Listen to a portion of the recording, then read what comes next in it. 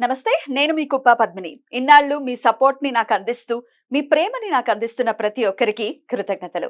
ఇప్పుడు చూడబోతున్న ఈ వీడియో కూడా ఖచ్చితంగా మీకు ఉపయోగపడుతుంది.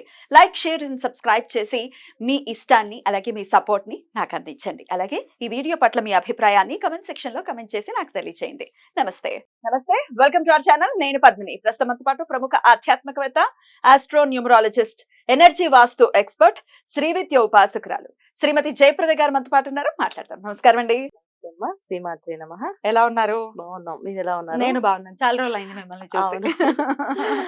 రైట్. నక్షత్రాలు ఇంకొన్ని బ్యాలెన్స్ ఉన్నాయి మీరు చెప్పవలసినవి. అవునవును. జయప్రద గారు నక్షత్రాల గురించి చెప్పేశారు. 26 నక్షత్రాలు అయిపోయాయి. ఇక ఫైనల్లీ రేవతి నక్షత్రం. ఓకే, నక్షత్రం. ఎలా ఉంటారండి రేవతి నక్షత్ర జాతకులు? ఎలాంటి ఫీల్డ్స్ లో ఉండాలి? ఎలాంటి పరిహారాలు చేసుకోవాలి ఫర్ ద బెటర్ లైఫ్? తప్పకుండా. రేవతి నక్షత్రం అంటే ఒక ఆకర్షణ.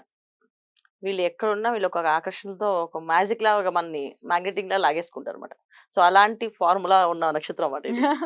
సో ఎందుకు రీజన్ అని అడిగితే దానికి రీజన్స్ నాకు తెలియదు కానీ చాలా వరకు రేవతి నక్షత్రాలు అందరూ కూడా చాలా పవర్ఫుల్ గా పనిచేస్తారు. కాకపోతే ఏంటి, అది బుధ నక్షత్రం ఆ. మీన రాశిలో ఉంటుంది. సో మీన రాశి బుధ నక్షత్రం అంటే అది విరోధ స్వభావాలు ఉన్న నక్షత్రం రాశి ప్లస్ నక్షత్రం. బుధుడు అక్కడ నీచపడతాడు. నిచ్చపడతాడు. ఉమ్. సో నక్షత్రానికి గురువు అంత హెల్ప్ చేయడు అని చెప్పేసి ఒక ఉమ్. ప్రమాణంగా ఉంది ఉమ్. జాతకంలో. ఉమ్. సో అంత యోగం ఉండదు వీళ్ళకి, అంత పెద్దగా సూపర్ ఏం కాదు అని చెప్పేసి. జాతకంలో గట్టి బ్రహ్మాండమైన జాతకం ఉంటే, అది తప్ప. పౌర్ణమి జాతకం అయి ఉంటే, ఉమ్. అంటే పౌర్ణమి రోజు పుట్టిన, పౌర్ణమి గడియల దగ్గర ఉన్న, పౌర్ణమి రోజులు అంటే పౌర్ణమి టైంలో పుట్టినప్పుడు వాళ్ళకి మాత్రమే షైనింగ్ ఉంటుంది. క్షీణచంద్రుడు ఉన్న వాళ్ళకి అంత షైనింగ్ ఉండదు అనేది ఒక ప్రమాణం కూడా ఉంది జాతకంలో. ఉమ్. ఉన్నప్పటికీ ఈ రేవతి నక్షత్రం అవన్నీ పక్కన పెడితే వీళ్ళు ఒక ఆకర్షణగా మ్యాగ్నెటిక్ పోల్స్ అన్నమాట. వీళ్ళు ప్రతి విషయాన్ని వీళ్ళు బాగా ఎనాలిసిస్ చేస్తారు. నాలెడ్జ్. విపరీత నాలెడ్జ్ ఉంది కానీ మనం అడగకుండా ఏమి చెప్పరు. సో నాలెడ్జ్ ఉంటుంది వీళ్ళ దగ్గర కానీ మనం అడగాలి. సో మనం ఏంటంటే ఒక మజ్జిగలో కవం వేసి మనం తిప్పితే ఇది వస్తుంది, వెన్న వెన్న వస్తుంది. ఎంతసేపు తిప్పుతామో అంత వెన్న తీయగలుగుతాం కదా. అలా అన్నమాట. వీళ్ళ దగ్గర కూర్చొని శ్రద్ధగా ఓపికగా వాళ్ళతో పేషెన్స్ గా ఉంటే వాళ్ళ దగ్గర నాలెడ్జ్ మనం చెప్పగలుగుతారు. వీళ్ళు ఆధ్యాత్మికంలో చాలా ఎక్కువగా ఉంటారు చాలా మంది. ఈ బుధ నక్షత్రం చాలా మంది ఉండరు అంటారు కానీ 90% ఆధ్యాత్మికంలో ఉన్న వాళ్ళే ఈ నక్షత్రం వాళ్ళు. 10% సాఫ్ట్వేర్ కానీ ఎలక్ట్రానిక్స్ కానీ చాలా పవర్ఫుల్ గా, అంటే వీళ్ళు డిఫరెంట్ యాంగిల్స్ దాన్ని ఇలా చేయొచ్చు అలా చేయొచ్చు అని చెప్పేసి అని ఉంటుంది. ఎలా ఉన్నప్పటికీ కూడా మెయిన్ ఏంటంటే వీళ్ళు మాయలో పడతారు తొందరగా. అందువల్ల వీళ్ళు మోసపోతారు. వీళ్ళకున్న ప్రాబ్లమే అది, తప్ప ఇంకేం లేదు. ఏదో చేయగలం సాధించగలం అని చెప్పి పక్క వాళ్ళు ఎవరన్నా చెప్తే మేము మీకు సపోర్ట్ చేస్తామంటే నిజంగా నమ్మేసి, అంటే వాళ్ళని అంటే వీళ్ళు మంచి వాళ్ళు సహజంగా. వీళ్ళు ఏ విషయానైనా వీళ్ళు స్వచ్ఛంగా చెప్తారు ఎవరికైనా. అంటే నాకు నచ్చింది చెప్పానండి, నాకు నచ్చలేదండి మీరు ఏమనుకోకండి, మీ దగ్గర ఈ పద్ధతి నచ్చలేదు, మీరు ఏమనుకోకపోతే మీకు ఆ పద్ధతి గురించి చెప్తాను, మీరు అలా చేయకుండా ఉంటే నెక్స్ట్ టైం నుంచి మీరు బాగుంటారు కదా అనే ఉద్దేశంతో. సో అంటే వీళ్ళు మంచి మనస్తత్వంతో మన దగ్గర మైనస్ చెప్తారు, ప్లస్ని చెప్తారు.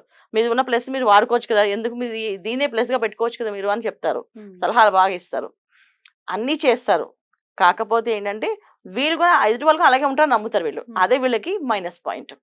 ఎవరైతే బాగా చేస్తారని నమ్ముతారో వీళ్ళు మోసం చేస్తారు ఖచ్చితంగా. సో ఈ మోసపోవడం వల్ల, ఇబ్బంది పడడం వల్ల చాలా వీక్ అయిపోతారు.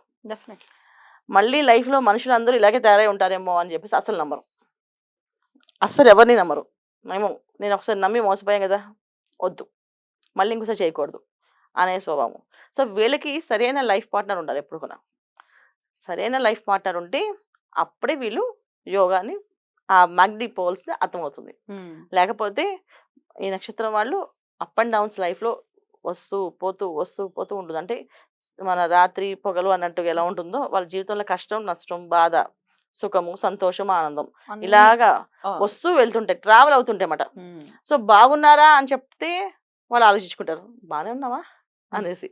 బాలేమా అంటే ఆలోచిస్తారు, బాలేమా అని చెప్పేసి. ఎందుకంటే వీళ్ళకి మధ్యస్థంగా ఉంటుంది. వీళ్ళకి ఏంటంటే ఆర్థికంగా అంత గొప్పగా ఏమి ఉండదు, అయినా బాగుంటారు హ్యాపీగా.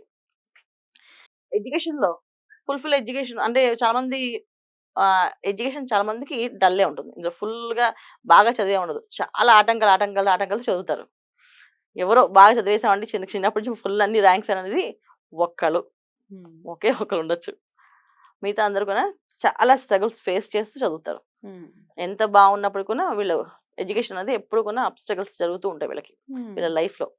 సో అది ఎడ్యుకేషన్. అందుకని ఏంటంటే వీళ్ళు కొంతకాలం వెళ్ళాక వీళ్ళు ఒకసారి ఈ దెబ్బ తగిలితే ఆ బాధ వీళ్ళు నేర్చుకుంటారు. ఓ దీనివల్ల తగిలింది కనుక మేము కానీ ఇది కావాలి నాకు అని కష్టంగా నేర్చుకుంటారు. ఇష్టంతో చేస్తారు ఏ పని చేసినా. సో ఈ కష్టంగా నేర్చుకున్న ఇష్టంగా చేయడం వల్ల వీళ్ళది ప్లస్ పాయింట్. ఏ విషయమైనా ఏ పనైనా చేయగలం అనే నమ్మకం వాళ్ళకి ఉంటుంది, ధైర్యం ఉంటుంది.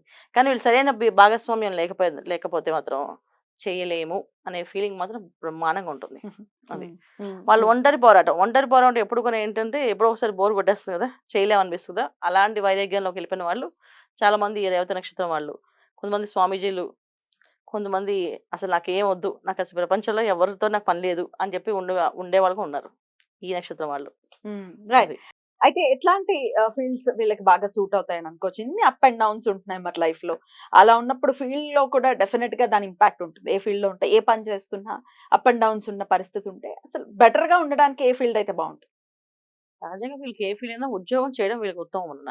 ఉద్యోగం చెయ్యాలి, ఉద్యోగమే చేయాలి వీళ్ళు. బిజినెస్ వ్యాపారాలు అటుకు జోలికి వెళ్ళకూడదు. ఎందుకంటే వీళ్ళకుండే మనస్తత్వానికి వ్యాపారం సూట్ అవ్వదు. ఆధ్యాత్మికంలో బాగా రాణిస్తారు. ఆధ్యాత్మికంగా చాలా మంది వాళ్ళు హ్యాపీగా ఉన్నవాళ్ళు, ప్రవచనాలు చెప్పేవాళ్ళు, ఏ విషయమైనా వివరంగా చెప్పే శక్తి ఉన్నవాళ్ళు. ఒక విషయాన్ని తెలుసుకుంటే దాన్ని ఎలా చెప్పచ్చు అని అనాలిసిస్ చేస్తారు వాళ్ళు. అది మిగతా వాళ్ళకి రాదు. ఒక టాపిక్ ఇచ్చాం అనుకోండి వాళ్ళకి, ఏమంటే ఇది మాట్లాడిన 2 ముక్కలు ఇస్తే ఆ 2 ముక్కల్ని దీన్ని ఎలా చెప్పచ్చు అని అనాలిసిస్ చేసుకుంటారు వాళ్ళు. అది ఎదుటి వాళ్ళకి అర్థమయ్యే విధంగా వాళ్ళకి కరెక్ట్గా వాళ్ళ మైండ్లోకి వెళ్ళే విషయం వివరంగా చెప్పగలుగుతారు. చెప్పే శక్తి ఒక రేవతి నక్షత్రం వాళ్ళకి ఉంది. సో ఆ పవర్ఫుల్ నక్షత్రం కనుక వాళ్ళకి అది ఎనర్జీస్ అలా పనిచేస్తాయి ఖచ్చితంగా. ఎదుటి వాళ్ళు నిజంగా కరెక్టేనండి, మీరు చెప్తుంటే నాకు అర్థమవుతుంది, నేను ఎన్నాళ్ళు చేసే తప్పు ఇదా అని చెప్పి వాళ్ళు రియలైజ్ అయిపోతారు. అలాంటి విషయాలు వీళ్ళు బాగా రాణిస్తారు.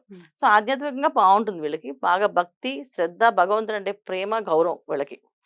దేవుడు అంటే అసలు చెప్పాలి అంటే వీళ్ళకి ఏంటంటే ఎంత ప్రేమ అంటే వాళ్ళకి ఒక మనిషిలాగే చూస్తారు మేడం. భగవంతుడు అమ్మో భయంతో చూడరు, ఏదో విగ్రహం ఉంది, విగ్రహం రూపంలో చూడరు, ఒక ప్రేమగా చూస్తారు. మా ఇంట్లో ఇవాళ ఇవే వండాను స్వామి, తింటాను స్వామి, ఈ ప్రసాదం స్వీకరించండి స్వామి అని చెప్పి అలాంటి మాటలు మాట్లాడరు దేవుళ్ళతో. అంటే దేవుళ్ళతో మాట్లాడతారని వీళ్ళు అనుకుంటారు. ఆ మాట్లాడే విధానంలో కొంతమంది రేవతి నక్షత్రం వాళ్ళు ఉన్నాడు అని పరిపూర్ణంగా భావిస్తున్నారు. పరిపూర్ణంగా ప్రేమతో. పైగా ఇది తింటారా స్వామి మీరు, ఇవాళ మీకు ఇది నచ్చుతుందా, ఇవాళ మీకు తీసుకొచ్చాము ఇవాళ అని చెప్పేసి అలా మాట్లాడి అలా పెట్టేవాళ్ళు దీంట్లో ఉన్నవాళ్ళు. సో ఎప్పుడైనా సరే వీళ్ళకి ఈ మీనరాశి ఉండడం వల్ల గురువు అధిపతి కనుక ఈ మీనరాశికి తిండికి బట్టకి లోటైతే ఉండదు. కాకపోతే వీళ్ళు మోసపోవడము, దెబ్బతినడము, కష్టపడడం అనేది మాత్రం జాతక ప్రకారం వాళ్ళ జన్మ జాతకంలో ఉండే కష్టాలు. జాతకంలో యోగాలు అనేది ప్రారంభ కర్మ, మనం ఏం చేయలేము. అది ఎలా పూర్వజన్మలో మనం ఏం చేసుకున్నామో అది ఈ జన్మలో అనుభవించాలి. సో ఆ లెక్కలో వచ్చింది. నక్షత్రం వచ్చినప్పటికి ఏమైందంటే అది ఒక కొంచెం యోగమే. సో రేవతిలో పడ్డాము అంటే అది యోగం కింద వచ్చినట్టే, అదృష్టం కింద వచ్చినట్టే. బాగున్నాం, బతికి బట్ట కడతాం, డౌటే లేదు అందులో. కాకపోతే కొన్ని వీళ్ళకి రూల్స్ వీళ్ళు ఫాలో చేయాలి. వీళ్ళని ఎవరైతే బాగా ప్రేమిస్తారో వాళ్ళు ఏ విషయాలు చెప్తారో వాళ్ళు వినాలి. అంతేగాని వాళ్ళు నచ్చినట్టు చేసుకుని వెళ్ళిపోకూడదు. అలా వెళ్ళిపోవడం వల్ల ఇబ్బంది పడతారు. ఏ ఆరాధన ఎక్కువగా చేయాలి? అసలే బాగా నమ్ముతారు అని అంటున్నారు దేవుణ్ణి, అయినప్పటికీ ఏ ఆరాధన వీళ్ళని ఇంకొంచెం యోగవంతమైనటువంటి జీవితాన్ని ఇస్తుంది? విష్ణు ఆరాధన ఎక్కువ చేయడం వల్ల వీళ్ళకి బాగా యోగం ఉంటుంది. ఎందుకంటే బుధుడు అధిపతి.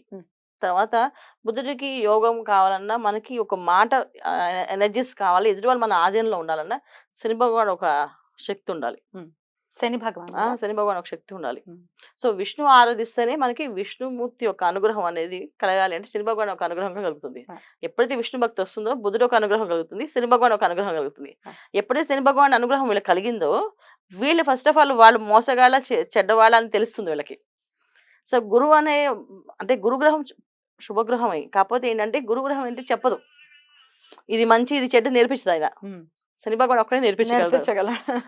లగ్నం గురించి, అసలు లగ్నం అంటే ఏంటి అని చెప్పిన తర్వాత 12 లగ్నాల గురించి కూడా ఒక్కసారి మీ ద్వారా తెలుసుకోవాలని అనుకుంటున్నాను. తప్పకుండా నెక్స్ట్ ఎపిసోడ్స్ లో వాటి గురించి చెప్పే ప్రయత్నం చేద్దాం. థ్యాంక్ యూ సో మచ్ అండి. నమస్తే. నమస్తే అమ్మా. శ్రీమాత్రే నమః.